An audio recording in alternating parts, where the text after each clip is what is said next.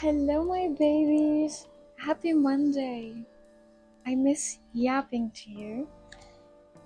Perhaps you miss my yapping too. I was traveling actually last week and I came back and I was really sick. I got flu, but thankfully I am feeling much better today. Almost like fully recovered, to be honest. And I wasn't really in the mood to post anything. So, I hope that you had a great last week, and I hope that you are ready for a new week full of amazing things that hopefully will happen to you sooner than you think. So, today I am not talking about anything else that I used to talk about. It's more like a hot take of my opinion about Dexter Resurrection. So if you're a fan, stick to the end. If you're not, well, you're welcome to listen to it. And if you're not interested about it, you don't have to listen to it. But first, I need to tell you something about this beautiful, oh my god, what is this voice? I just realized. It's gone anyway. Yes, about the playlist. It's called Dreamy Psychedelic Groovy Soul. And you can type in just Fish Eyes full album. It's really nice. I like it. So,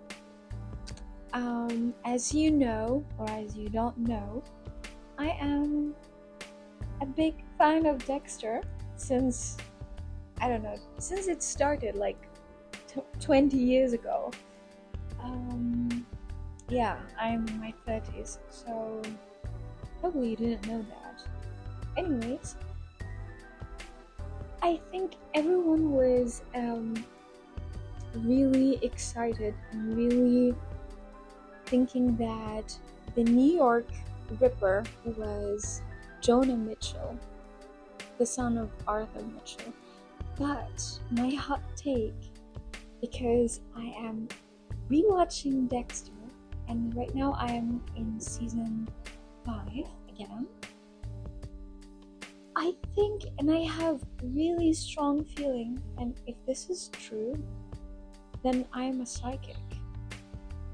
And I genuinely think it's not Jonah, and it's not someone new.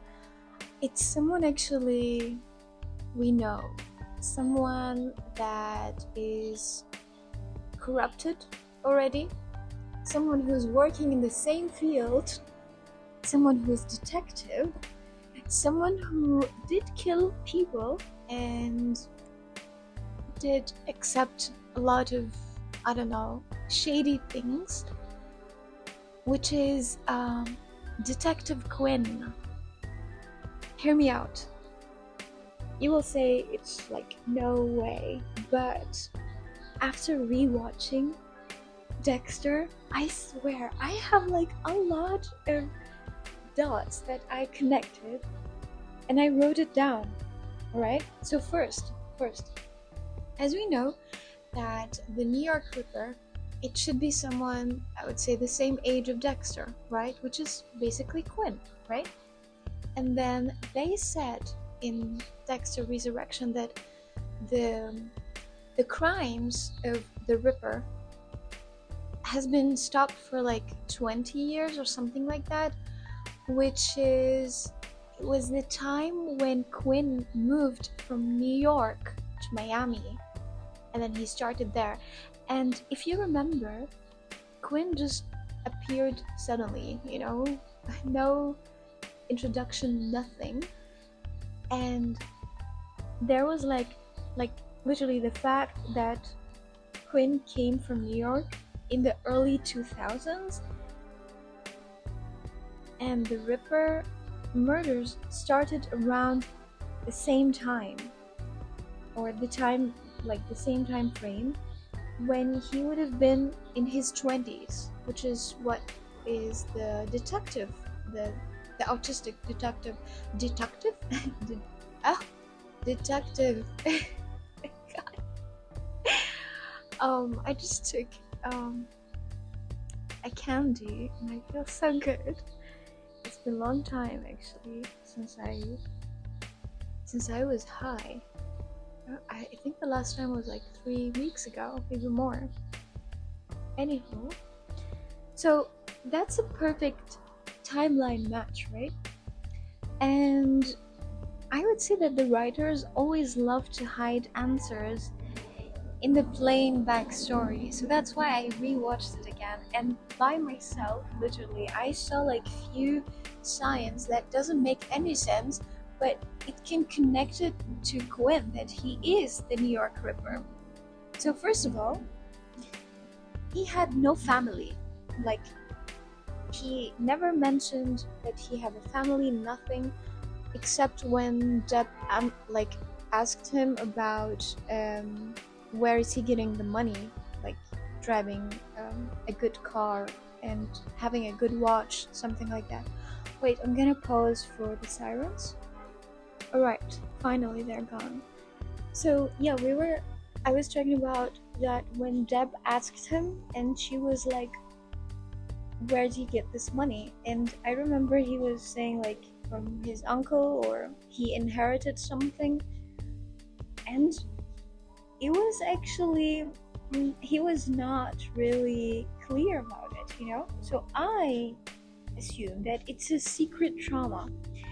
Like, every major Dexter villain has a traumatic or hidden origin, you know? Like, Quinn's total lack of family references, beside, of course, as I told you, the inheritance money, is kind of suspicious, right? It's like the writers left a blank space for the future reveal, right? And that's why he was there for every season, right? Again, I will mention the corruption history. So he was really shady. He was taking money, he was stealing money, if you remember, from crime scenes, and then he was covering up crimes. Like, he's like morally flexible. So it's similar to what Dexter can do sometimes, right? So he can take the matter by his hands. What else? And also, that's why how you normalize a character, that having a dark side or a darker double life, right? And guess what? In season 3, if you remember, or you can rewatch the episode, when Deb was about to save her boyfriend, the one who smokes, when he was kidnapped by that person who, I don't know, like, cut trees or whatever, right? And when they went to save him, if you realize it, Quinn literally went back to the car, grabbed a ripper from his car, and went to the door to try to open it. What kind of cop will have literally a ripper in his car? Like, why? You see? So that's the first clue, right? And then yeah, it's I don't know, it's crazy. And I would say the other sign, it's like, for me, him covering up for Dexter all the time. Like, he knows that Dexter is perhaps, I'm still not sure if he knows that Dexter is the Bay Harbor Butcher. The Bay Harbor Butcher. Kind of like this name. So he was covering up for his crimes. If you remember, when he hired also the other corrupted policeman to follow Dexter in season 5, when he was with Lumen, and then literally he took this policeman took a lot of photos of Dexter while he was on his boat, and he was literally throwing the dead bodies with lumen, right? So, I mean, instead of exposing Dexter, he literally downplayed things as, I don't know, as a lot of things. First reason was like because of Deborah, and then remember, this is still, I need to rewatch it, which is I guess in season 6. When Dexter killed that nerd who's I guess schizophrenic or something like that. Remember in the church where Deborah came in and saw Dexter doing the deed with this guy? So no, wait. I am mixing things. You know what? Forget about this. But remember when Dexter stabbed the guy with a pen, and then Quinn was like, it's a self-defense. That's a classic move. And if you're hiding a monster inside of you, you can really recognize another monster. So he did recognize Dexter, although I don't see Dexter as a monster. A lot of people do that, but who cares? So anyways, the third or the fourth sign, which is when the NYPD call came to him, and when she was asking him about Batista. So if you realize, the phone call did not take a lot of time, but instead of him helping his, I don't know, partner or his friend, he literally immediately deflects to Batista, and he was like almost too quickly was saying like, yeah, he was like not stable or something like that. Like, it felt like he was afraid that something will turn back to him, because if you see his face when that woman called him and she was like, hey, this is NYPD, he got like, his face changed. Why would someone change? Why another police detective or whatever it is, some other department call him and then he will feel like kind of scared or something like this, unless if he's doing something wrong or he's hiding something, right? And should I continue or should I make it as a part 3? Part 3, I mean part 2. I'm gonna stop till here today, and tomorrow I will post part 2.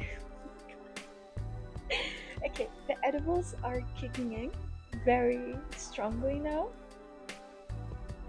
I wish you a great day.